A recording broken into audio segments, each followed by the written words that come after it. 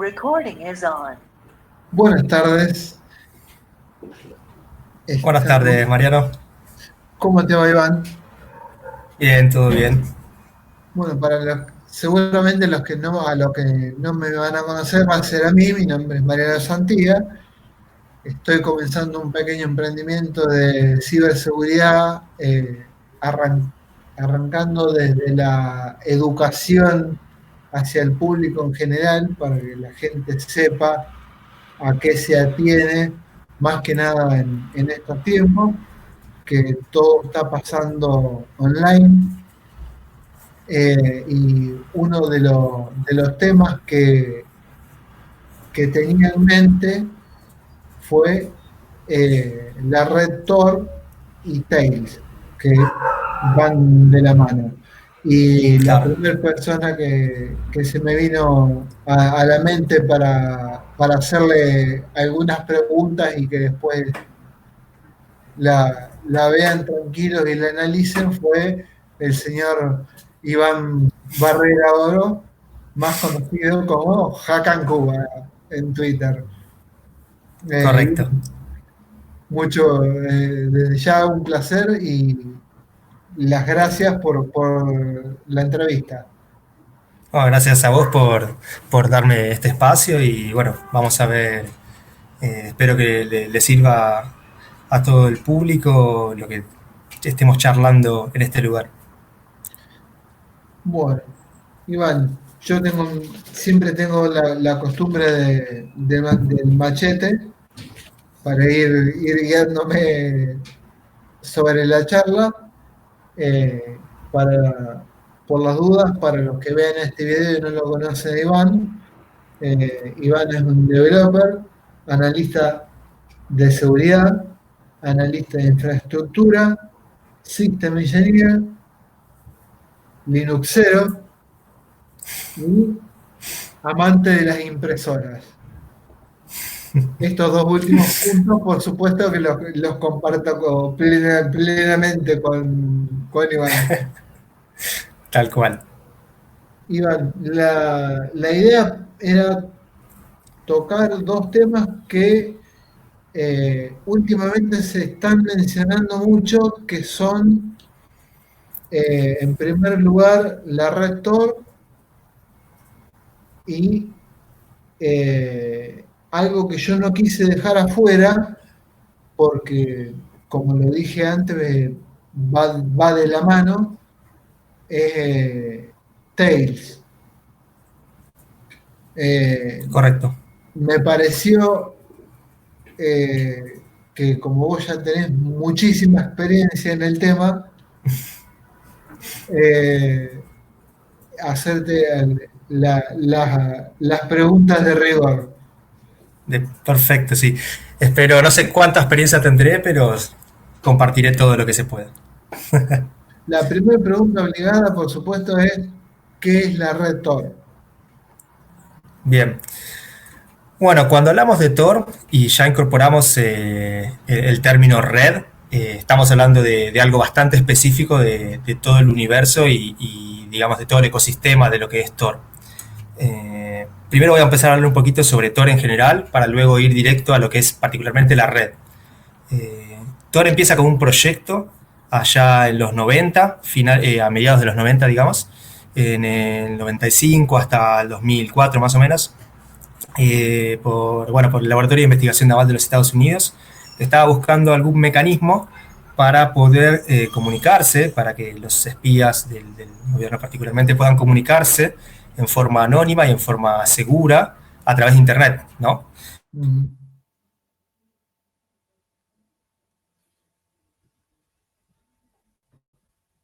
Entonces ellos buscaban un mecanismo para poder levantar este tipo de redes. Bueno, hay varias formas que utilizan los espías para comunicarse, como radios de onda corta y demás, pero ellos están buscando un mecanismo que sea a través de Internet, porque Internet ya en ese momento, y hoy ni hablar, está distribuido en todo el mundo. Entonces es una buena capa de transporte, digamos. Originalmente se llamó el proyecto Onion Router,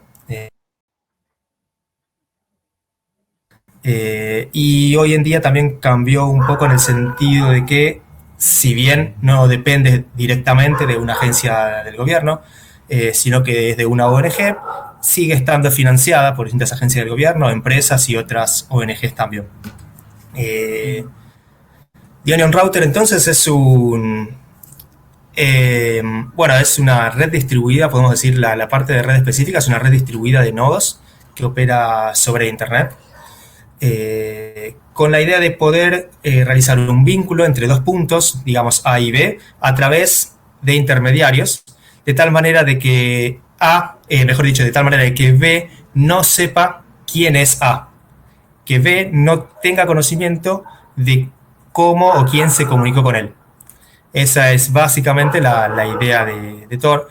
¿Y por qué es enrutador? Porque precisamente la información de entre A y B es enrutada a través de estos distintos nodos de Internet, claro. ¿Y por qué en cebolla? Porque aparte de este enrutamiento se le agrega en cada paso un cifrado entre punto y punto. Entonces, son como distintas capas, ¿no?, de la cebolla, y cuando la información que sale de A llega hasta B, en el medio se van pelando las distintas capas de la cebolla, es decir, se va descifrando las distintas capas hasta que la información final la recibe B, pero sin saber quién fue el emisor inicial, ¿no? Todo esto, de la parte del anonimato que provee, está relacionado en lo que dijimos del transporte, ¿no?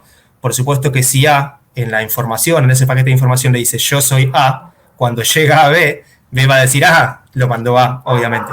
Pero por otro lado, B no tiene forma de probarlo en ese sentido. Puede decir yo soy A, pero vaya a saber si realmente me lo mandó A o no. Eso es un poco la idea de Tor, ¿no? Nace con esta idea, y hoy mantiene esta misma idea de proveer de anonimato a los usuarios. Inicialmente era solamente para una red de espionaje, hoy en día es para cualquier usuario, y probablemente también para una red de espionaje, como saberlo, ¿no? Tor, como les había comentado al principio, cuenta con un ecosistema relativamente grande. Muchas veces cuando se habla de Tor, uno se imagina o se refiere prácticamente en forma directa a lo que es el navegador, el Tor Browser. El navegador es una herramienta, la herramienta más común, más utilizada, para poder navegar a través de la red Tor y dentro de la red Tor. En breve voy a aclarar un poquito más qué es a través de y dentro de. Pero en general, cuando uno se refiere a Tor, está hablando particularmente del browser. Dentro de este ecosistema hay muchas capas, obviamente, porque aparte del browser existen los nodos que están corriendo un servicio, un servidor.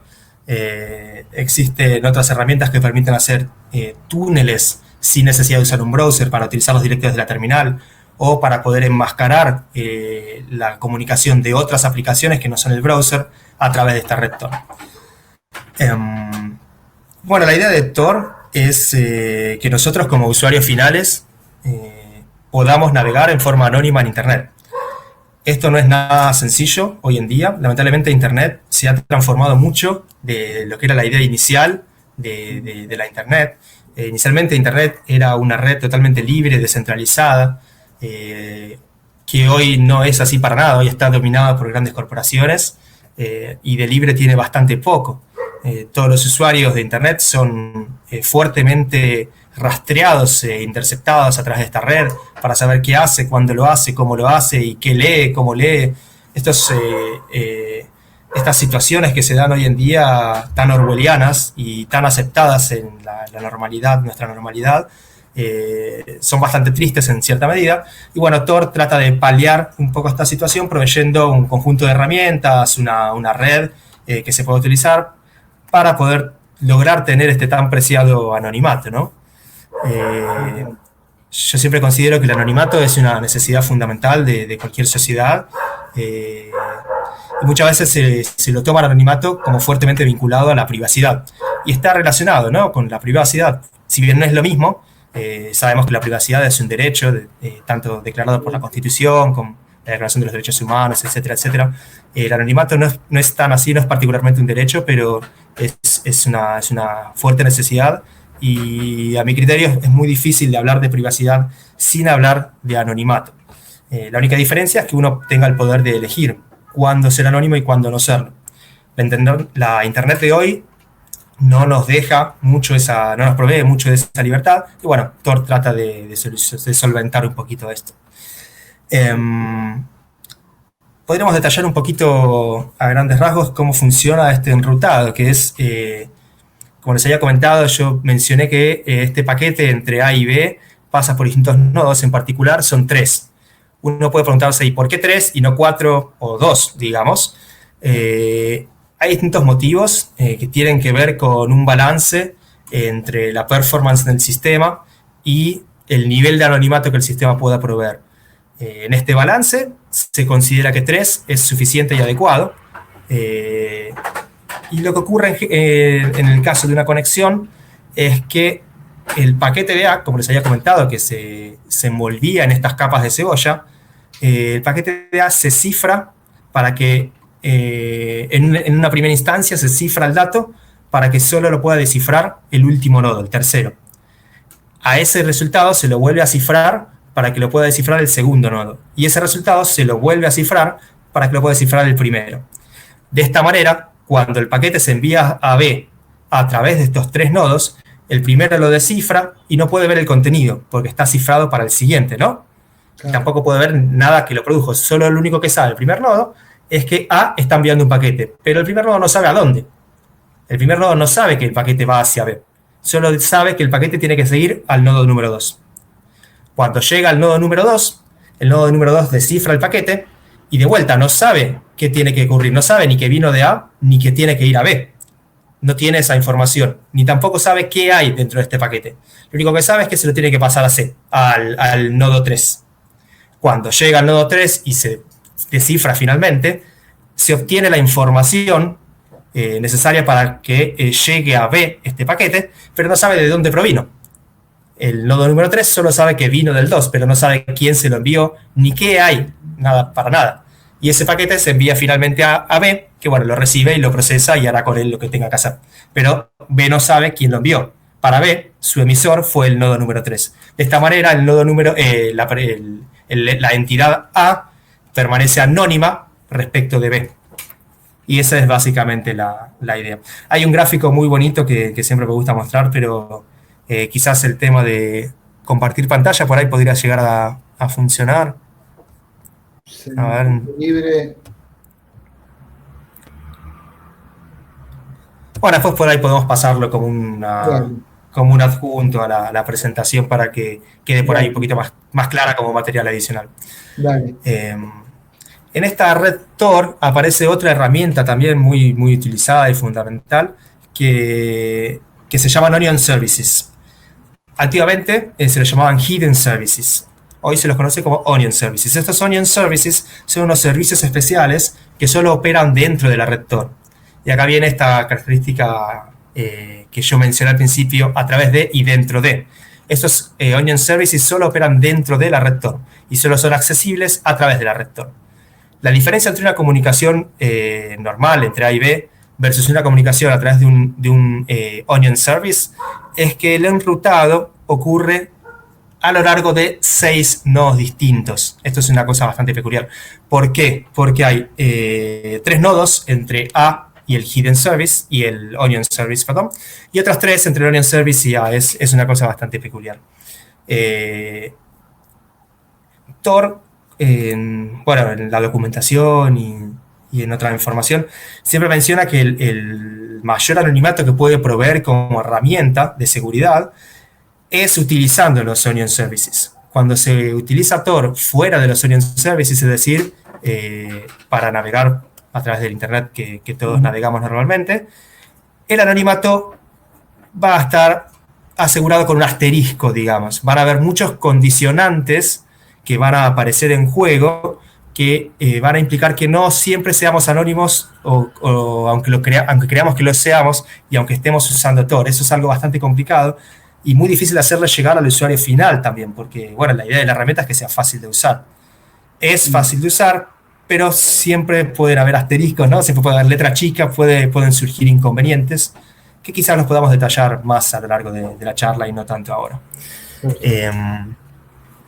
Eso creo que es un pantallazo general de lo que es Tor, de lo que es la red en particular y las distintas partes, ¿no? de su entorno. Perfecto. Sigo con la siguiente pregunta. porque para hablar en términos correctos acerca de esta red, también tenemos que hablar de tres términos, que son la Surface Web, la Deep Web y la Darknet. ¿Nos podrías aclarar estos tres conceptos y cómo y por qué se los relaciona con Tor? Sí. Sí, en general esos conceptos a mi criterio son bastante falaces, ¿no? Son términos muy mediáticos que no representan la realidad y a mí en general no me gusta usarlos. Yo siempre considero que son términos muy malos, son términos muy peyorativos, de hecho se los usa mucho en ese sentido, con el objetivo de dar un tono de miedo, de temor en la Darknet, la Deep Web, es como, hay cosas raras ahí. ¿Por qué digo que esto es bastante ridículo? Porque como comenté al principio, esta red funciona sobre Internet, no hay nada más. Todo lo que ocurre en Tor ocurre en Internet, básicamente esto. Estos términos en general se utilizan para mencionar lo que son los onion services que yo había comentado, que solo son accesibles no a través dentro de la red de Tor. Y muchas veces a estos onion services se los menciona como Deep Web o Darknet, con este término así técnico. Sí, bien, qué miedo. Pero es simplemente una comunicación que sigue ocurriendo arriba de Internet. Así que no hay nada raro. Sí, no hay ninguna magia. No se trata de ninguna cosa más particular que simplemente nodos que son únicamente accesibles utilizando la red de Tor. Esa es básicamente la única diferencia. ¿Por qué digo que en general se los usa de forma peyorativa? Porque siempre se los suele asociar a estos onion services o a esta parte con cosas totalmente negativas, no sé, bueno, tráfico de drogas, venta de armas, qué sé yo, o pornografía infantil. Hay un millón de situaciones que ciertamente se dan, pero lo interesante de la cuestión es que también se dan la Internet de todos los días, la que se llama la Surface Web, ¿no? Entonces, ¿qué diferencia hay entre una cosa y la otra? Absolutamente ninguna, es la misma Internet. Por eso siempre prefiero hablar de que es Internet y no hay otra cosa que no sea Internet. Y las situaciones se dan tanto en un onion service como fuera de un onion service.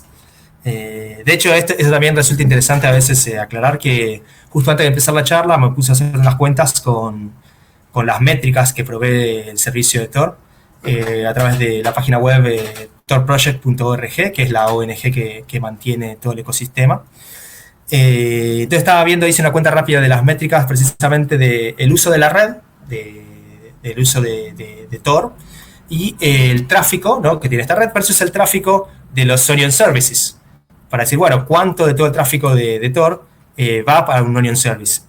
Y la cuenta te da que es alrededor del 1,8% promedio, es el tráfico de toda la red Tor que se utiliza exclusivamente para hidden services.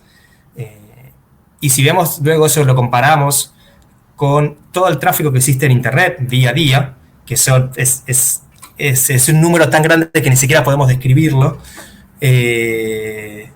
tendría demasiados ceros. Es decir, yo había hecho la cuenta en otra presentación que después por ahí podemos incorporar a esta charla.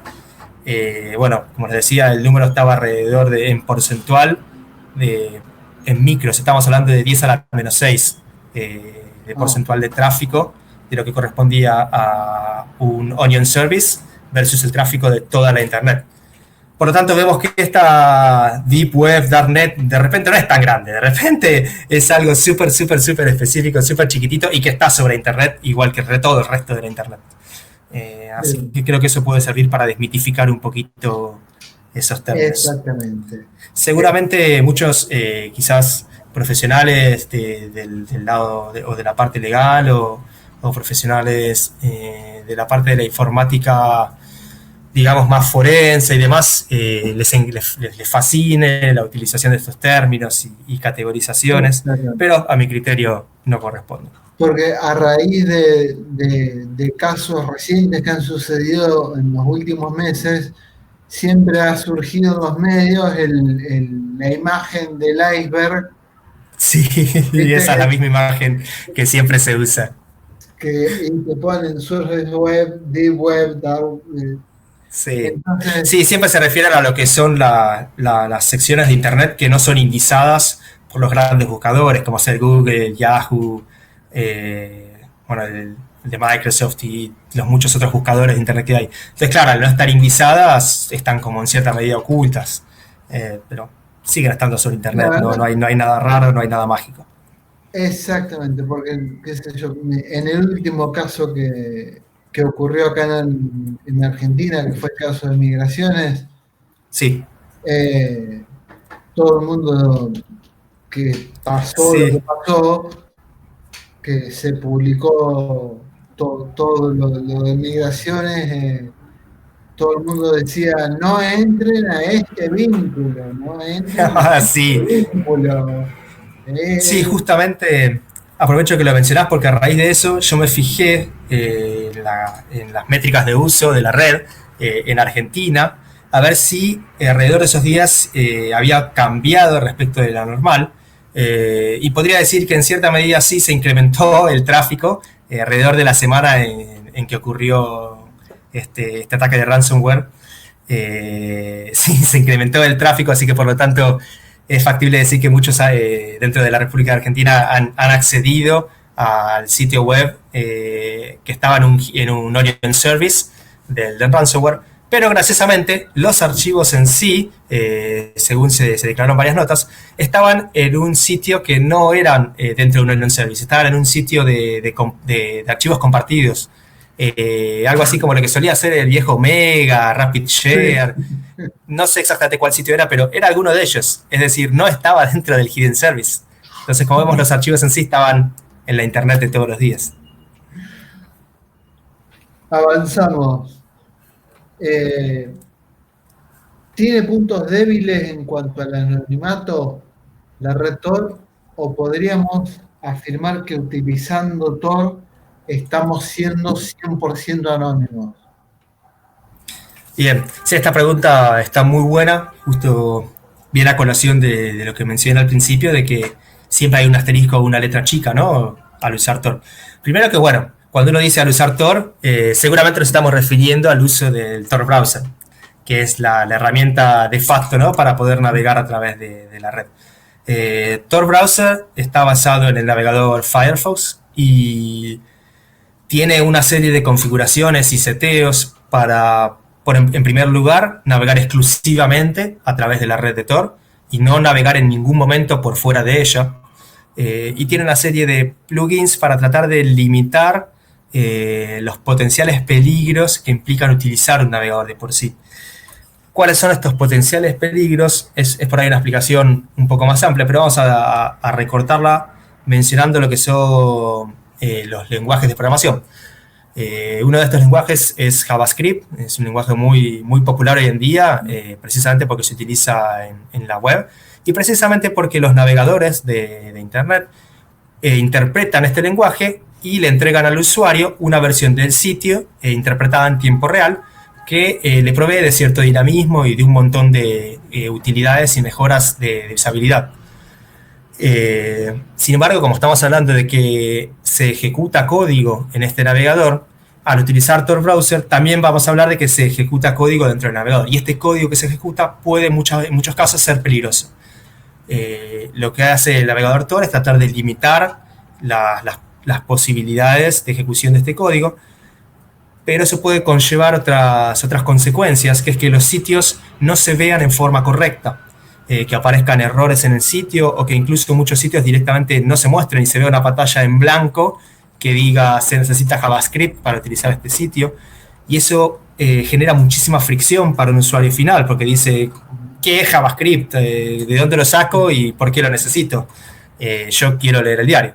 Bueno, eso es realmente un tema porque como ha evolucionado la Internet hoy en día, muchos sitios, la mayoría de los sitios populares, redes sociales y demás, utilizan en demasía este JavaScript y resulta muy difícil controlarlo o restringirlo.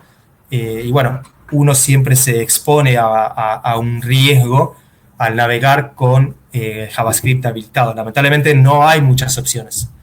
De vuelta al navegador, los desarrolladores y los que mantienen el navegador de Tor Browser tratan de reducir estos riesgos lo mejor que se puede.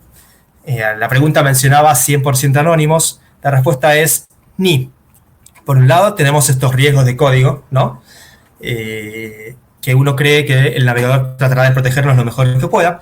Y por otro lado tenemos otros riesgos que no son necesariamente del navegador ni de la aplicación, sino que son riesgos inherentes al dato en sí. Un ejemplo muy sencillo. Yo puedo estar navegando por Facebook, ¿no? Utilizando Tor. Ahora bien, si yo en Facebook me registro con mi nombre, con mi apellido, con todos mis datos reales y navego a través de él y me conecto con todos mis familiares, mis amigos y demás, Tor quizás no haga mucho ahí, porque ¿de qué anonimato vamos a estar hablando si yo ya estoy compartiendo toda esa información? ¿No? Claro, entonces, ¿cuál sería el anonimato que me va a estar proveyendo Tor particularmente? Digamos que puede proveerme que Facebook no sepa cuál es mi dirección de IP. No habrá mucho más que eso. ¿Qué es una dirección de IP? Es una dirección que se utiliza en Internet para poder identificar los dispositivos que están conectados actualmente a la red. Es un número único que identifica cada dispositivo en Internet, básicamente. Las computadoras no entienden de nombres, sino que utilizan números para poder identificarse entre sí y hablar entre sí. Entonces, bueno, este Tor me va a proveer, digamos, de un resguardo de mi dirección de IP. Entonces, bueno, Facebook no va a saber que yo estoy en, digamos, Buenos Aires, Argentina, utilizando este proveedor de Internet particular, con este número de IP particular. Más allá de eso, no proveería de mucho anonimato. Ahora bien, si yo, por ejemplo, utilizo Tor para navegar un sitio web, navegar un diario, o navegar cualquier cosa a la cual yo no aporto dato, en ese caso sí, Tor va a proveer de un nivel de anonimato, digamos, superior, en el sentido de que el sitio web no va a saber quién soy yo, ni mi nombre, ni mi país, ni el idioma que yo hablo, ni si el sistema operativo que estoy usando, no va a saber nada de estos detalles. Entonces ahí digamos que Tor va a proveer un poco más de anonimato, ¿no? Todo depende de qué es lo que quiera lograr el usuario, básicamente. Pero, claro, todo depende del uso que se le dé.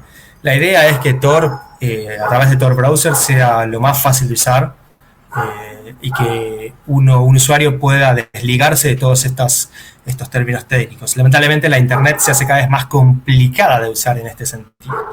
Pero bueno, eso será una charla para otro momento. Exactamente. En nuestro país, yo le había formulado de otra forma a la pregunta, te la voy a leer tal cual la había formulado en un principio, pero me parece que corresponde una corrección. Si en nuestro país se sabe cuántos nodos de salida de Tor existen en la actualidad. Sí. Si es que los hay. Sí. Sí, correcto. Sí, se sabe perfectamente. Yo ya mencioné varias veces respecto de las métricas de Tor. Esta ONG que sostiene a Tor también provee de métricas. Y en estas métricas nosotros podemos observar un montón de información. Por ejemplo, cuántos usuarios utilizan Tor, cuál es el nivel de tráfico que hay, básicamente. Obviamente no podemos saber quién lo utiliza, si no tendría ninguna gracia el uso. Pero podemos saber, por ejemplo, de qué país se está utilizando y en qué medida es el ancho de banda, cuántos nodos hay, de qué país son y qué características tienen. Base a estas métricas, nosotros podemos observar que hoy en día en Argentina existen 5 nodos en total, de los cuales solo 2 son de salida. De estos 2 de salida, uno de ellos está corriendo una versión muy vieja que es vulnerable, no es segura de utilizar. Por lo tanto, podemos decir que hay uno efectivamente que es utilizable. De los restantes 3 que no son de salida, sino que son nodos intermediarios, uno también está corriendo una versión vulnerable, así que digamos que quedan 2 intermediarios. De esos 2, Uno de ellos tiene menos de 3 días, así que es muy, muy nuevo. Por lo tanto, de los 5, solamente 2 son confiables. Eso es bastante triste en cierta medida, ¿no? Que son muy poquitos nodos. Siempre en las charlas, los distintos talleres que he dado sobre Tor, siempre menciono que la red necesita más contribuidores, ¿no? Algo que quizás no mencioné al principio es que todo el proyecto Tor está basado en software libre y todas las herramientas y todo el ecosistema está basado en software libre y en el cooperativismo. Y esta red, por un lado, si bien tiene mantenimiento económico de distintas organizaciones y demás, tiene mucho soporte por parte de los usuarios, ya sea que utilicen la red o que contribuyan de otras maneras a la red. Estas contribuciones, por ejemplo, pueden ser crear nodos de salida o intermediarios. Y bueno, en Argentina particularmente hay muy poquitos, así que está bueno que si alguno ve esta charla, después vamos a publicar adjuntos algunos enlaces o herramientas que puedan acceder y leer más al respecto, quizás para saber un poco más en detalle qué es un nodo y quizás cómo adquirir uno, mantener uno, levantar uno, digamos. Pero bueno, esa es la información del día, lo revisé hace un ratito nomás. Perfecto. En tu experiencia, ¿existe personal calificado para realizar pericias técnicas dentro de las pericias técnicas que correspondan dentro de un nodo? Esa pregunta es bastante complicada de responder, al menos desde mi lado. Mi primera respuesta es que honestamente no lo sé, por lo tanto no puedo ser certero con la respuesta. Como segunda respuesta podría decir que hoy en día es probable que haya habido una mayor capacitación al respecto. En particular, yo tuve una causa a raíz de tener un nodo de salida en Argentina, y esto la causa se inicia en el año 2015. Por tanto, ya han transcurrido más de 5 años particularmente, así que uno, o por lo menos yo tendría que decir que hoy se han capacitado en mayor medida respecto del 2015. Pero no puedo responder a ciencia cierta si existe personal calificado para realizar una pericia respecto de un nodo. No es una tarea sencilla, ¿no? Es bastante compleja. Todo va a depender de las distintas capas que tengan este nodo. Por ejemplo, en mi caso particular, mi nodo como estaba corriendo en mi computadora personal, porque bueno, yo lancé ese nodo alrededor del año, no recuerdo, 2011 o antes incluso, hace muchísimo tiempo.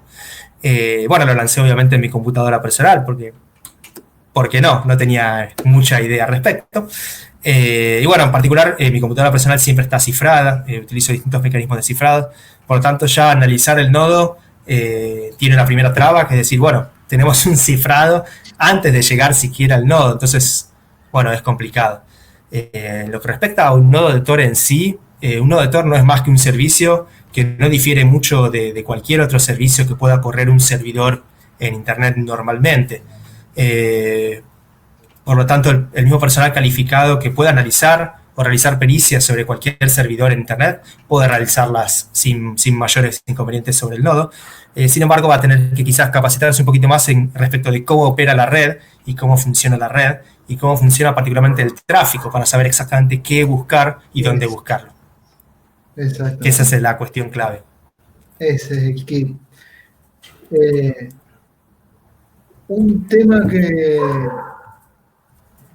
yo lo leí y lo vengo leyendo ya hace meses, es que se afirma que la red Tor ya fue rota hace bastantes años. ¿Puede ser así? Y teniendo en cuenta esto, ¿qué tan anónimos podemos permanecer online usando Tor? Correcto. Sí, Tor, el anonimato que proviene de Tor se rompió muchísimas veces a lo largo del tiempo. Bueno, como todo software, también tiene problemas, tiene vulnerabilidades, sufre vulnerabilidades.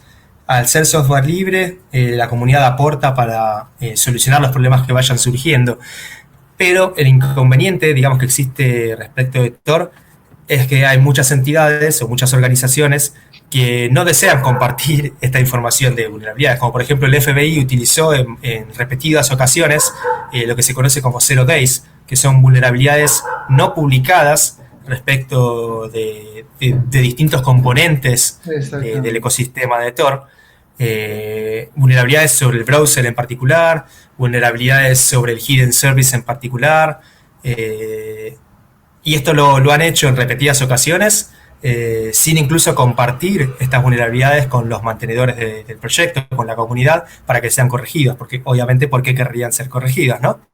La realidad es 100% cierta.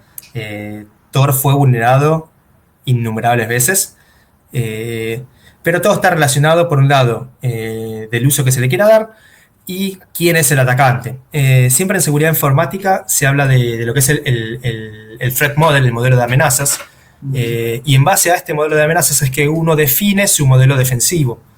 Entonces, primero, para uno decir o referirse a la seguridad que provee un modelo defensivo, tiene que referirse primeramente a cuál es el modelo de amenaza al que se está tratando de solventar.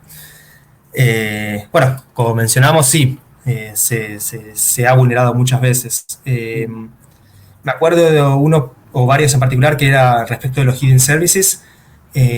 Algunas vulnerabilidades no tenían que ver con Tor en particular, sino con los servicios que operaban dentro de este hidden de Onion Service. A veces uso la nomenclatura anterior, perdón. Onion Service es la más adecuada. Entonces estaban muy relacionados con los servicios que corrían dentro de este Onion Service, porque el Onion Service permite a un usuario correr distintos servicios, el servicio que uno quiera, pero si uno lo configura mal, puede ser riesgoso porque se puede revelar cuál es la locación original de este Onion Service, lo que, bueno, conlleva que una fuerza de seguridad pueda acceder incluso físicamente a esta locación, atacar el software in situ del Onion Service, que fue lo que ha ocurrido más de una ocasión. Estoy tratando de recordar, mientras hablo, el nombre de este caso. Silk Path, Silkway, algo con Silk. Era un... A mí se me viene a la mente el caso de Ross Ulbricht, pero no sé si... Sí, creo que está relacionado porque el sitio se llamaba Silk algo, seda, algo con seda es la traducción. The Silk Road. No recuerdo, sí, Silk Road, exactamente. En este caso particular accedieron a través de una vulnerabilidad a conocer la IP del Hidden Service, fueron hasta el sitio físico donde eso se encuentra, porque todos sabemos que Internet está representado físicamente por un servidor, existe en la Tierra, ¿no? No hay magia ahí. Entonces, bueno, las fuerzas de seguridad tienen este poder, ¿no? De presentarse, ingresar y hacer lo que quieran con ello. Y alterando el código de este Hidden Service, luego lograron identificar a las víctimas, lo que se llama las víctimas, que serían las personas que se conectaban a este sitio, a este Hidden Service. Por lo tanto, sí, es lo que mencioné al principio, no se puede hacer 100% anónimo, siempre hay asteriscos. Ahora bien, esto es un ataque, lo que se denomina un ataque con objetivo, con un target muy específico. Un usuario aleatorio abriendo el navegador y navegando no va a ser víctima de este tipo de ataques. Un usuario que publica un hidden service que tiene un interés peculiar para las fuerzas de seguridad sí va a ser objetivo de estos tipos de ataques. Entonces hay parte de la situación del modelo de amenazas. Probablemente para un usuario final, simplemente navegando a través de la red, no se va a topar con estos inconvenientes. Algún día lo dejamos para más adelante, el tema de... Claro. Porque ahí me hiciste prender la lamparita a raíz del rastreo sí. que se hace online ahora, pero bueno, me parece que merece una charla aparte. Sí, totalmente. Para lo que es el usuario final, sí afecta algunas cosas relacionadas a su entorno local, lo que llamamos el sistema operativo, el idioma en el cual esté configurado y un montón de detalles. Y hay un sitio web muy interesante que es parte de un proyecto que trata de analizar qué tan anónimo es un usuario a través de Internet. De que después quisiera que lo compartamos, ¿no? Como otro recurso más que se salga de esta charla. Y a través del sitio web cualquier usuario que vea esto puede ingresar y probar por su cuenta, que es bastante divertido, bastante interactivo también. Puede ingresar a este sitio utilizando Tor e ingresar a este sitio sin utilizar Tor. Y en este sitio va a hacer un gran esfuerzo por tratar de identificar unívocamente a este usuario dentro de todos los usuarios de Internet. Es un proyecto bastante interesante. Y la conclusión de esto es que cuando uno utiliza Tor es menos probable de ser identificado, pero no es imposible de ser identificado.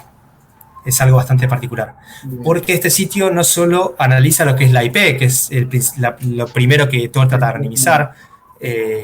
Tor también trata de anonimizar otros detalles como esconder cuál es el navegador que se está usando, cuál es el tamaño de pantalla que tiene un usuario, y por eso Tor se inicia casi en tamaño reducido y no en pantalla completa por este motivo.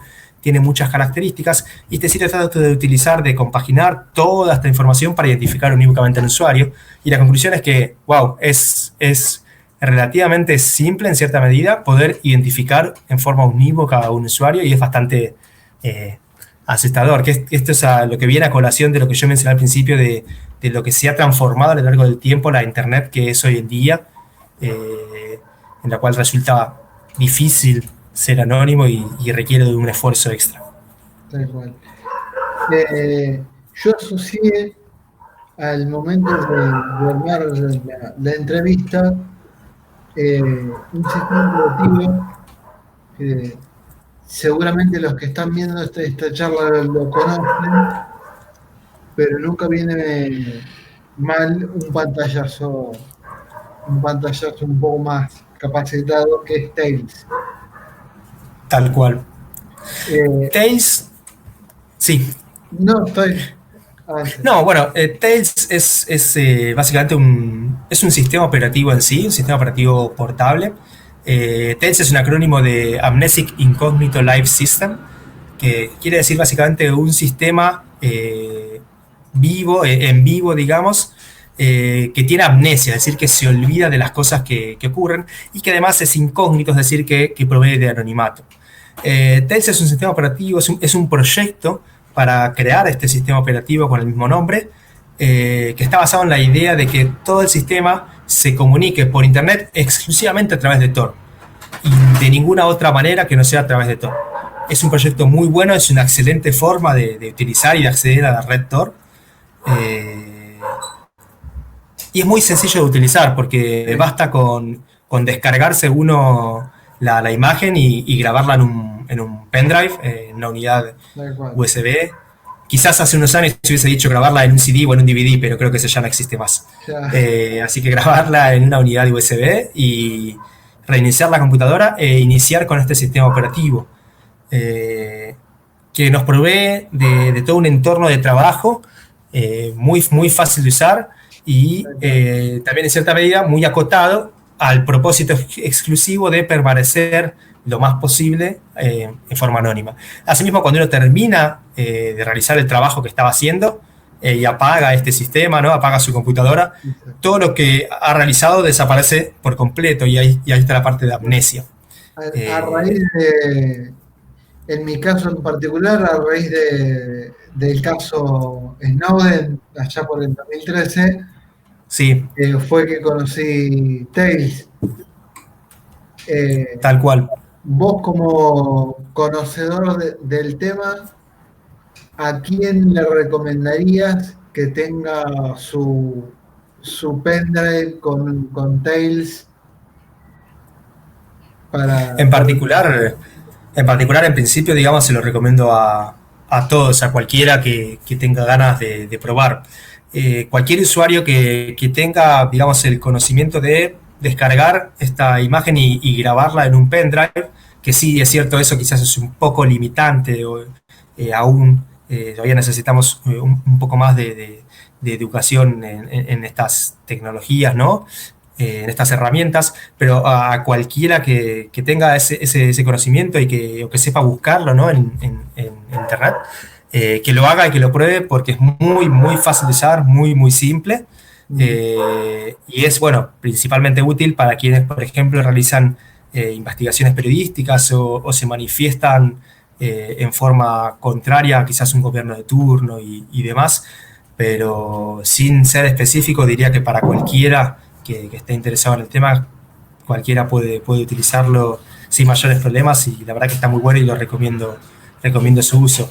Hay algo particular que tiene Tails y lo mismo que tiene Tor Browser y que resulta fundamental que el mismo esté siempre actualizado. Por eso es importante que una vez que se cree esta unidad USB, este pendrive, al poco tiempo, quizás a la semana o algo por el estilo, cuando se lo quiera volver a utilizar, se revise si no hay una actualización para el mismo. Porque es importante que siempre esté en la última versión disponible. Eso es algo fundamental. Perfecto. Así que bueno, me salteo la novena pregunta, que era algún consejo en particular que ya lo acabas de dar. Tal cual, sí. Lo recomendable es que siempre se utilice Tails en su modo live, así como está en su nombre, y no instalarlo en la computadora. Eso es preferible no hacerlo. Bien. Y sacándote de la entrevista, de los temas que nos convocan a la entrevista, un punto en particular que me parece que en Argentina hace falta tocar, que es el software libre. En tu opinión, ¿por qué crees que no se fomenta la implementación de software libre dentro de ambientes tanto estatales como privados? Bien. Bueno, esta también es una pregunta un poco complicada, que por ahí escapa un poco a mi nivel de conocimiento quizás. Sí puedo charlar al respecto de que se han hecho muchos proyectos de ley respecto del software libre. Por ejemplo, en el 2014 hubo un proyecto que estaba relacionado al uso del software libre, no tanto hacia la creación, sino al uso del software libre por entidades estatales. La mayoría de estos proyectos, por no decir todos, no han llegado a ningún puerto, no se han implementado o por algún motivo han muerto en el camino. Hay una realidad que nosotros vivimos en un país muy convulsionado por la economía y que es muy difícil incorporar a los temas del día a día el hecho del software libre, ¿no? Dentro de todos los problemas que tenemos como argentinos, como los tiene cualquier otro país, por ahí resulta difícil incorporar la cuestión del software libre. La pandemia actual que estamos sufriendo nos hizo volcarnos a la fuerza y de un tirón a lo que son las herramientas remotas y han hecho una transformación muy brusca en todo el país que no fue muy sana, que digamos, no resulta muy sana.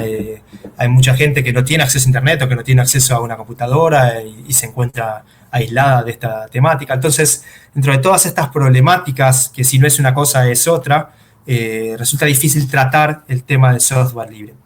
Yo considero que a nivel estatal es muy importante contar con software libre, no solo del lado del uso, por un lado, sino también de la producción de software. El Estado produce software, yendo al caso más actual, la aplicación Cuidar, y es importante que también el software producido sea libre, porque si es algo producido por el Estado, por dinero de todos los contribuyentes, es ridículo pensar que este producto esté escondido y que no sea público. Es totalmente ridículo, ¿no? Sin entrar mucho en detalle de qué significa software libre, el mero concepto de algo que uno paga entre todos y no pueda acceder resulta totalmente chocante, ¿no? Es como que uno pague, digamos, el asfaltado de una calle y no pueda recorrerla. ¿Por qué no puede recorrerla? Claro. Quizá un ejemplo un poquito burdo, pero bueno, aceptémoslo de momento. Claro. Entonces, bueno, hay muchos detalles respecto de las cuestiones del software libre, tanto en su uso como en su producción, que tienen un poco que ver con estas cuestiones. Se hace difícil realizar un proyecto, se hace difícil discutir un proyecto en cámara que trate estos temas, ya habiendo tantos otros temas por tratar siempre. Pero bueno, es cuestión de que haya una política del Estado clara y firme, es cuestión de que quienes producen ley lo hagan, y es cuestión también de que nosotros como ciudadanos lo requiramos, ¿no? Porque nosotros tenemos que solicitarle a nuestros representantes qué es lo que queremos que ellos hagan. Entonces, bueno, también ahí está nuestra parte, ¿no? Como ciudadanos de pedir software libre. Ahora la pregunta sería, ¿para qué le vamos a pedir? Bueno, el software libre tiene muchas ventajas de su uso. Muchas veces se habla con mucha ligereza de lo que es la soberanía de software. A mí no me gusta usar ese término con tanta ligereza porque soberanía de software no es solamente software libre, es algo muchísimo más grande y muchísimo más complejo. Pero podemos decir que el software libre te provee primero de herramientas en muchas medidas gratuitas, por tanto el Estado no tiene que incurrir en un gasto mayor del que ya tiene. Si bien podemos discutir si el gasto en software es elevado o no, eso es una discusión aparte. Asimismo provee herramientas que el mismo Estado puede alterar a sus necesidades, puede adaptar a sus necesidades, sin que el costo implique desarrollar herramientas desde cero. Tiene diversas ventajas utilizar software libre y producir software libre. Porque, por ejemplo, volviendo al tema que nos afecta de la pandemia del momento, aparte de la aplicación Cuidar, muchas provincias como la de Salta han lanzado su propia aplicación. Entonces surge la pregunta, ¿por qué realizar una aplicación si ya existía Cuidar? Y uno realmente no puede hacer más que dudar, porque es un poco disparatado, ¿no? ¿Para qué gastar más recursos? ¿Por qué no se tomó Cuidar y no se la adaptó a las necesidades particulares si era necesario, contribuyendo así al desarrollo de una aplicación más adaptada, mejor adaptada o derivada incluso, ¿no? Eso es algo que me escapa completamente. Justo el caso de Cuidar en particular, se logró hacer que la aplicación fuera libre en cierta medida. Está el código publicado en una plataforma que se llama GitHub. Y bueno, pasan estas cosas extrañas que no deberían ocurrir. También tienen que ver. Costó que llegara a... Costó llegar a eso también, sí, hubo bastantes trabajos para poder lograr llegar a esto. Es difícil llegar a esto. De hecho, es notable ver cómo el código publicado en la plataforma en cierta medida no es el código que se utiliza para la aplicación en sí. Esto tiene que ver con lo que son los entornos de desarrollo y es fácil ver que en realidad el código original se encuentra en otro lado y que el que está publicado en GitHub es lo que se denomina un mirror, un espejo de este código. Pero bueno, son un montón de detalles. La publicación de código libre trae muchas consecuencias, como por ejemplo la crítica, ¿no? La crítica por parte del entorno respecto de este código es una porquería, mirá lo que están haciendo, es un desastre, cosas del estilo. Entonces, publicar código siempre lleva como distintas fricciones que hay que ir superando y no resulta inmediatamente sencillo para todos hacerlo. Pero bueno, es una tarea que está bueno tomarla desde el lado de nuestro como ciudadanos, de exigir que se realice, que se utilice software libre en el Estado y que se construya software libre desde el Estado. Bueno, Iván, desde ya muchísimas gracias. Si querés agregar algo. Sí, bueno, quisiera compartir con todos los que vean esta charla, primero que nada que se sientan libres de opinar lo que quieran y de dejar los comentarios que deseen. Trataré de responder todas las preguntas que hagan. No sé exactamente a través de qué medios, pero siempre pueden encontrarme en Twitter como @hackancuba, HACKANCV. Ese es mayormente mi medio de contacto público. Y asimismo, bueno, vamos a compartir con todos los distintos recursos que hemos estado charlando sobre Tor y demás. Creo que en principio eso sería todo. Perfecto. Iván, muchísimas gracias por la predisposición y Muchísimas seguramente vos. esperemos que estar en contacto para futuras charlas. Excelente, por supuesto, y muchísimas gracias a vos, Mariano, por proveernos de este espacio y de estas preguntas. Y esto fue todo, espero que les haya gustado. Nos vemos, Iván. Nos vemos.